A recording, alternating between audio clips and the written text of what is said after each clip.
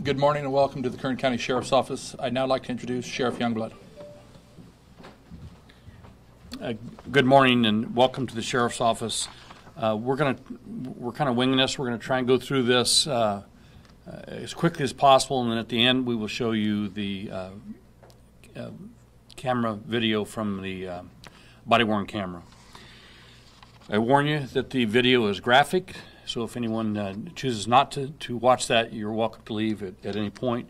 We also will have a Spanish interpreter who will, at the end of this press conference, if you have questions that you want in Spanish that we've already addressed, he will be happy to do that. Yesterday at about 5:18 p.m., a gentleman by the name of Javier Caceres, Hispanic male, 54 years old, accompanied by his wife, Petra Maribel Bolanos de Caceres. She's a Hispanic female, 45 years old. Went to TNT Trucking at 600 Manuel Boulevard in East Bakersfield. When they got there, they confronted a employee of the TNT Trucking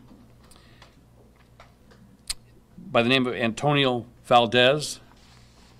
The husband pulled a large caliber, 50 caliber handgun, which is one of the largest handguns that are made, and shot him to death. He then turned the gun on his wife and shot her. A third gentleman was there, and he fled. The suspect fired shots at him. The suspect got in his car, drove around, found the third victim in front of Bear Mountain Sports, where he then shot and killed him. The suspect then drove his vehicle over to Breckenridge Road to a residence where he confronted a male and female. The female, we believe, was the daughter of the male at the house. We believe that she may have tried to intervene to keep the suspect from approaching her father, and he shot and killed both of them. The suspect then went over to an address on Fillmore where he carjacked a vehicle that had a female and a child in the car. The suspect made reference to the fact that he wasn't a bad guy and allowed the female to remove her child and herself and then drove off in the vehicle.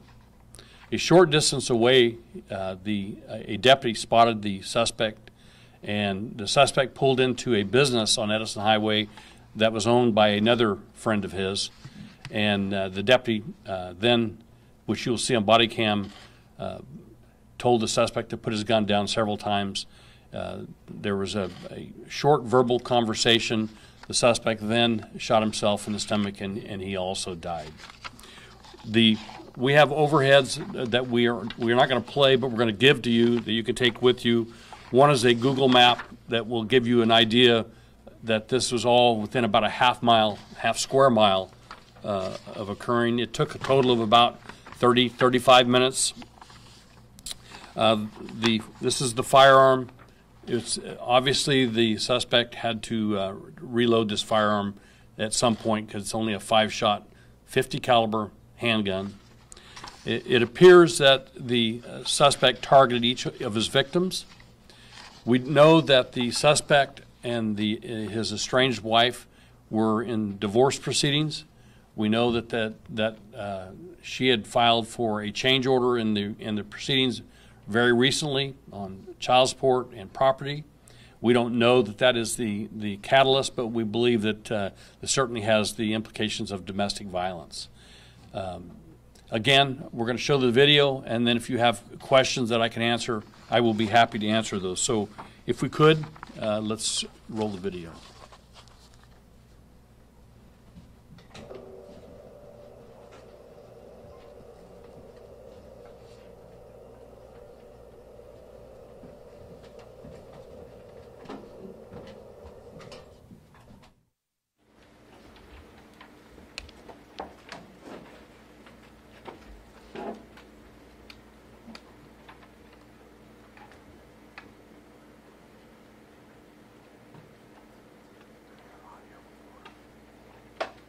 There will be audio.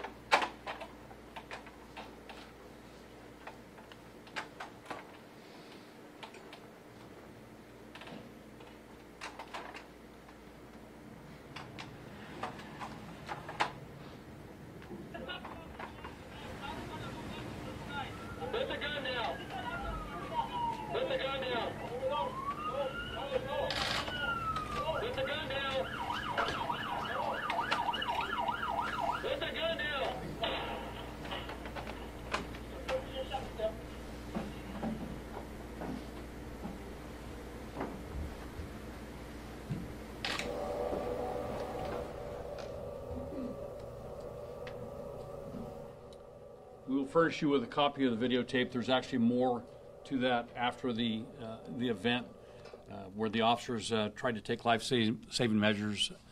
I think we can all agree that the deputy went a long ways on this case and took a lot of precautions trying to get this gentleman to drop his firearm. So with that, I'll be happy to answer questions that you might have. Do you know the exact timing of all the events that transpired from start to finish? It'll be on the handout that we give you. 7/18 is when they showed up at TNT Trucking. 17/24 is when the third suspect was shot in front of Bear Mountain Sports. 17:34 is when the event occurred on Breckenridge. 17:49 is when the carjacking took place. And 17:55 is when the suspect committed suicide. Yes, sir. What is the relationship between the suspect and all of the victims? Yeah, we're still obviously in the beginning of this investigation. We do believe that there's a connection.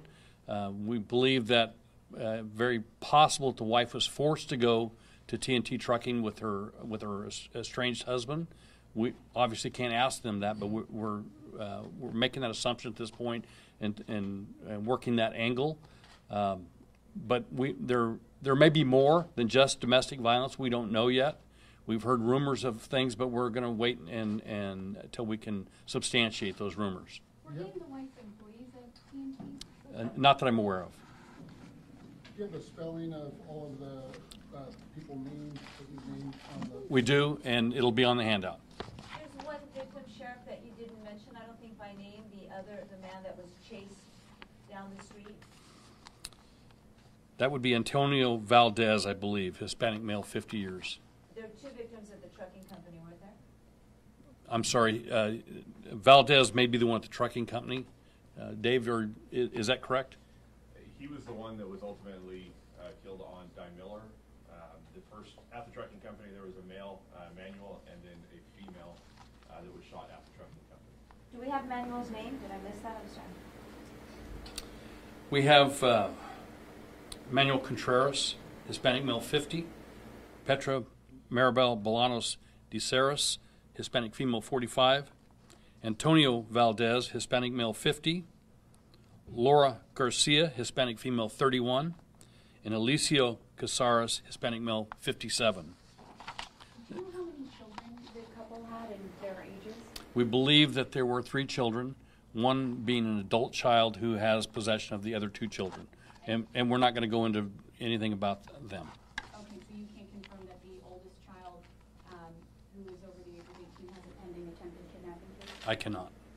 How old was the child in the car that was carjacked? Was there a car seat or a baby carrier in play? Dave? I don't know the exact age. They were young. I don't believe that there was I don't believe it was an infant. Any indication as to what made the suspect go to the residence on Breckenridge? Was there a relationship between he and the father and the daughter that were killed at that We home? understand that it was a friend that lived there, and obviously something had happened where he targeted him, and we're still trying to find out what that connection is. What can you tell us about the weapon used? Was it his legally? Where did he obtain it? We're still trying to find out if he legally had the right to possess that .50 caliber handgun. What's his criminal background? I don't have his criminal background. We do know that he is in the country as a legal resident. Do we know why he went to TNT Trucking? Well, obviously he went to TNT Trucking to confront the people at TNT Trucking over something. And like I said, we have rumors, but we're going to wait and try and substantiate those rumors. Obviously, this has the implications of a domestic violence case, and but we want to be very careful that we're correct when we release that. Are there any specific restrictions on a handgun the size of a 50 millimeter? I don't know of any restrictions. I know that it's very unique. This morning we pulled it up, and it's like one of the top 5 largest handguns, which is really makes it really unique. What's the specific model of the handgun? Model 500, Smith & Wesson. Chief, can you describe how 520 yesterday began for you guys? Because you had multiple crime scenes. Obviously, they're all tied to the same person. How were you able to sort everything out? Yeah, we were fortunate that we had electronic monitoring deputies that were in the area. These are deputies that monitor people that are released on electronic monitoring. They're equipped with body cameras, and we were fortunate enough to have them in the area, which gave us additional resources. But these cases are, without a doubt, overwhelming. The different crime scenes, it was all hands on deck last night. We called someone probably from every division in this organization because we have at least 30 witnesses that have to be interviewed, 4 different scenes that have to be processed, 6 bodies that have the coroner's office has to come and do what they do. So this is an overwhelming event. There's no question.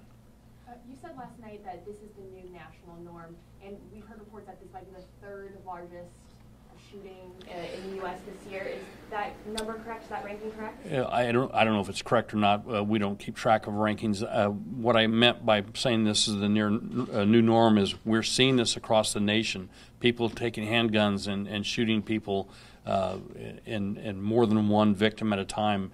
It doesn't mean that we think it's a good thing. It's just something that I hope we don't become immune to. Is there a message here that people in Kern County, especially as you've mentioned the staffing levels in the department, do you suggest that many people begin to carry their own protection?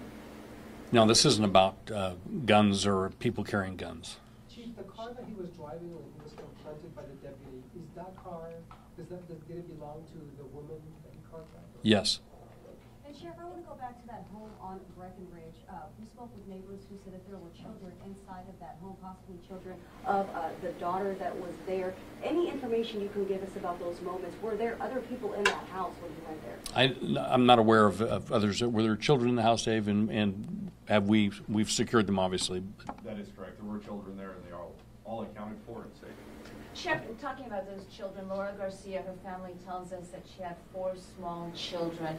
Can you just talk, obviously you've seen too much death and destruction in your career as a police officer, but what is going through your mind, what's going through your heart at all these different lives lost and lives affected? Yes, it's not just the public. These young children, when they see this, that's something that will stay with them for the rest of their lives. But officers that have to witness this, that respond to these, they also are not immune to those emotions of things like this, and those cases stay with them their entire career. So this has a far-reaching impact on a lot of people in our community, in our department.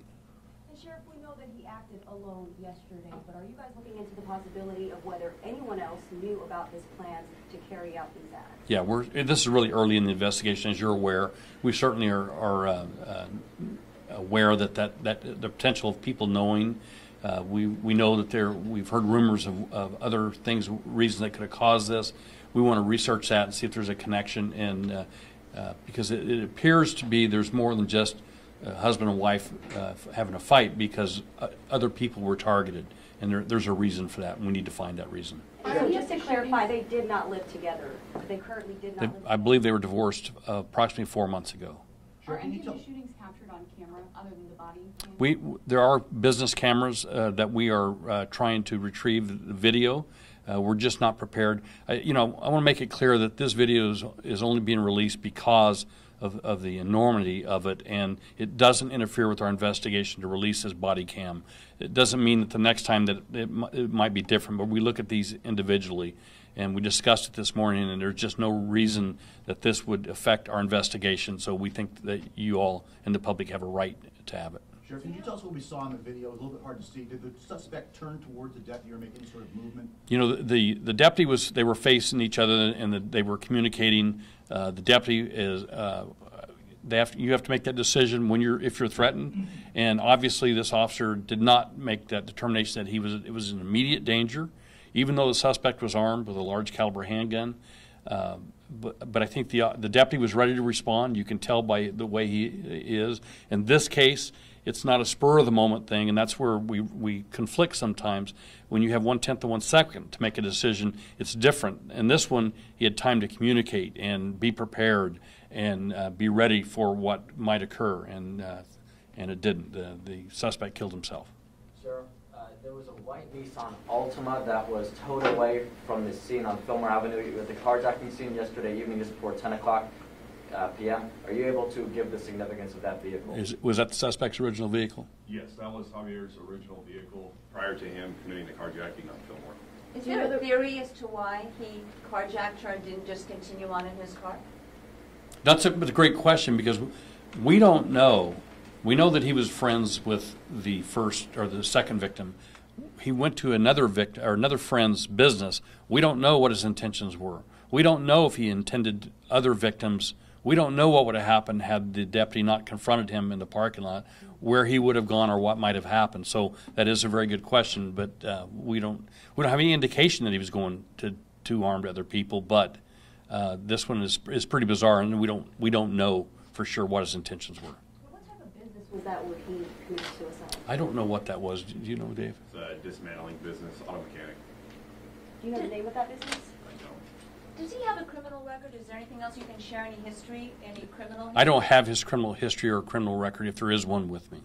Yeah, we will get to that, and we will research that, but that wasn't the most important thing the last 12 hours. Any details you can provide about that suspect, his occupation? What did he do for a living? I don't know what he does for a living.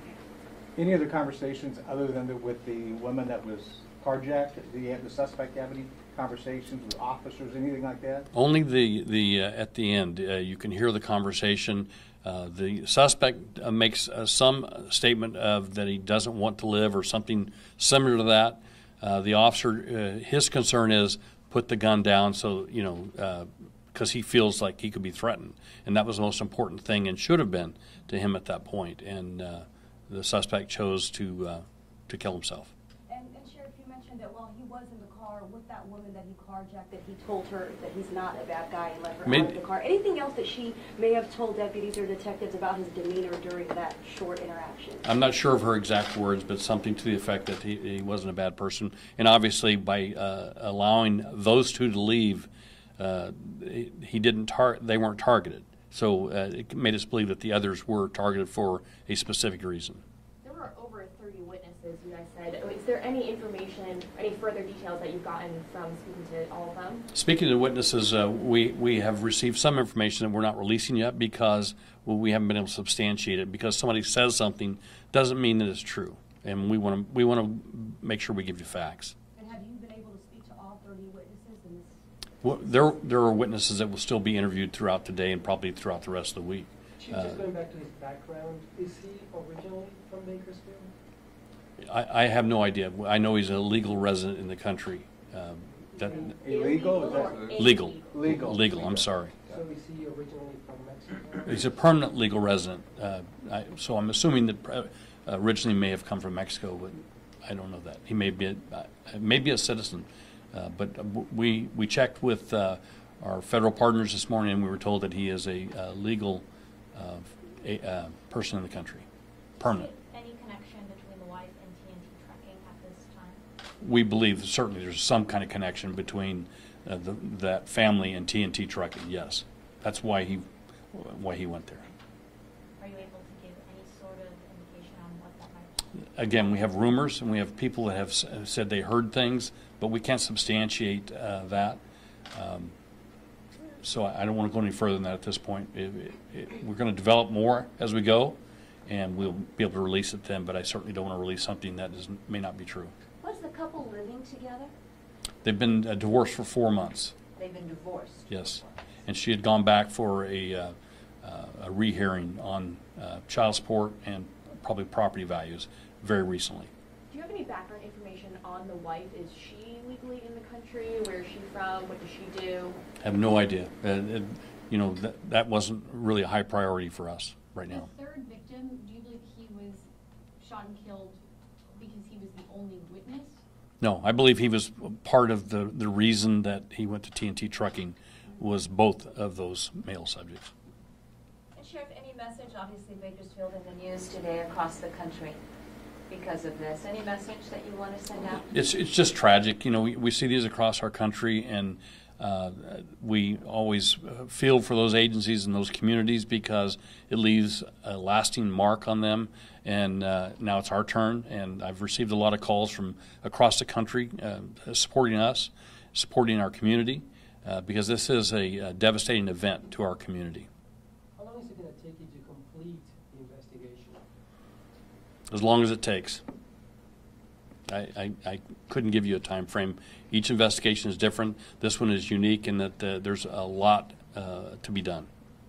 And I'm sorry, you said the suspect hopped in his car to essentially look for that third victim? That's what we believe, yes. Do you know how many rounds were fired at that scene? I do not. And just want to get clarifications on the identities of these victims. Do we have an age for Antonio? They will be on the They'll printout for you that we will give you. Anybody else? Are there any red flags whatsoever that you're aware of that indicated that there was something really very wrong with the shooter? Well, if you shoot 5 people, clearly, in looking back, there's something that went wrong.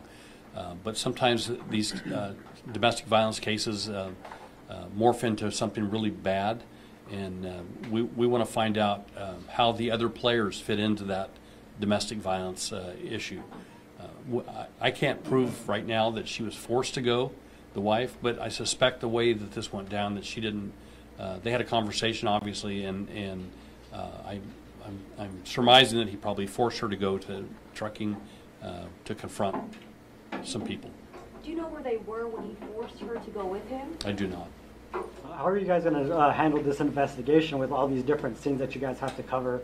I believe it's like about what, two square miles each way? Yeah, it takes a lot of manpower, and officers have to sleep as well. So this one will take us some time, and crime doesn't stop. We will continue to have to investigate things that are occurring today and tomorrow as we go along. So this is taxing. It's taxing on any agency when they have this, but we'll get through it, and we'll do. They've already done a great job. The deputy on scene showed a great deal of restraint in confronted with someone with that type of weapon, and gave him every opportunity to put the weapon down. He chose not to. And how taxing is it on these deputies when they see something like that, when they see somebody take their own life like that? Yeah, well, you just saw the video. You can imagine what it would be like. You feel some responsibility because we are very good at talking people out of doing bad things when we can have the ability to have a conversation. Sometimes it doesn't work. And in this one, you have to understand the frame of mind that the suspect was in at the time the deputy confronted him. He had already shot and killed 5 people. He's aware of what he's done. It doesn't get any more dangerous than that, and the deputy just showed a great deal of restraint. Sorry, Sheriff, did you mention, did he have any sort of criminal past? We haven't. I don't have his criminal history. We will get to that if there is one. Anybody else? Yes, sir. Spoke with a witness and said he had direct eye contact with this suspect, and he said this was a man on a mission. Does it seem like, from speaking to the witnesses, does it seem like this was premeditated, or did he just fly off the handle one day and decide to go shoot people? If you look at the time frame of when this occurred, from scene to scene to scene, it appears to me to be very calculated. It appears to me that he may have had, and I'm surmising, of course, but he may have had a plan when he took his wife there. It's also possible that somebody said something while he was there that triggered him, but the way that this went down, it appears that this was well planned. What's the name of the deputy that confronted the shooter, and how long? There were several deputies there, and we'll get to releasing those names of the deputies that were on scene. Any indication that the shooter was under the influence of any drugs or alcohol at this point? The pathologist will do a tox on the suspect, and we'll find that out, but it'll be several days before we can get that back. In your time just as sheriff and before, just with the sheriff's office, have you ever seen anything of this magnitude happen here before? We've had a lot of things that are bizarre that occur in our careers. The sheer numbers, we had the Vincent Brother case that was a city case, but where he killed 5 members of his family. This is equivalent to that. But we've had a lot of major cases, the Courtney case, just a lot of them. But this one stands out as probably the most of deaths at one event. Can you say with certainty that the shooter was not related to the father and daughter in the residence? I cannot say that the relationship, because we haven't gotten there yet. We don't believe so, but sometimes they're related, and you find out later. So we'll hold off on that, Olivia. Thank you. Anybody else? Thank you for coming. There will be the Spanish speaker if you need an interpreter. feel free, and thanks for coming. Where are these at? Detective Grantham in the back with the pink shirt. has You it. can pick these up in the back. Detective Grantham will go to. It's all gonna be in order on the. Sheriff, I'm Gigi Gracia, Box 11 Los Angeles, we spoke to you. Thank you very much. You're welcome. Glad you can make it. Thank you. I see. Yes. Did you have an extra minute? Yes.